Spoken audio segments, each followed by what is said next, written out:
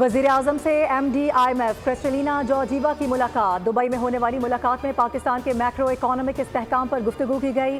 वज़ीर आज़म ने कहा कि IMF ने पायदार तरक्की और माली इस्तेहकाम के हुसूल के लिए हमारे मुश्तरका आज़म की तस्दीक की है। वज़ीर आज़म आज वफाकी काबीना के इजलास की सदारत करेंगे। काबीना को दुबई में समिट और IMF MD से होने वाली मुलाकात से मुताल्लिक एतमाद मिलेंगे।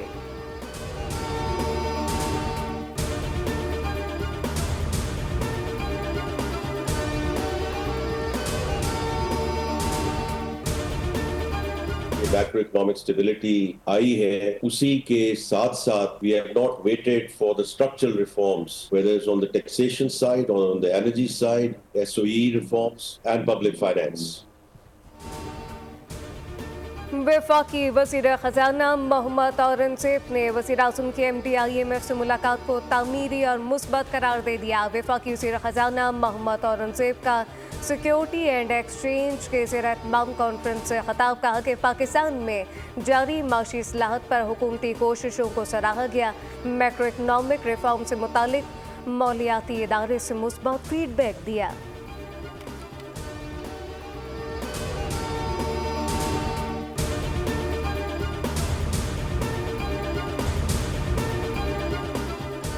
तुर्क सदर तैयब एर्दोगान आज 2 रोज़ा दौरे पर पाकिस्तान पहुंचेंगे। आला सतही वफ़ीन के साथ होगा। तुर्क सदर Pakistan Türkiye business and investment forum से खिताब करेंगे, जिसमें दोनों ममालिक के सरकर्दा सरमायाकार, कंपनी और कारोबारी अफराद शरीक होंगे।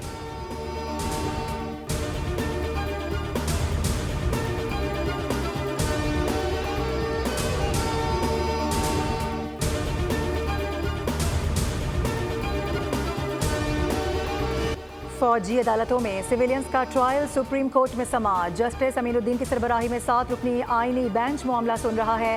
सजा याफ्ता मुजरिम के वकील सलमान अकरम राजा के दलाइल जारी। कहा कि आर्मी एक्ट में किसी भी तरमीम से बुनियादी हुकूक खत्म नहीं हो सकते। जस्टिस जमाल खान मंदुखेल ने पूछा कि अगर आर्म फोर्स का कोई शख्स घर बैठे जुर्म करता है तो क्या आर्मी एक्ट लगेगा? सलमान अकरम राजा ने जवाब दिया कि पंजाब में पतंग उड़ाना जुर्म है।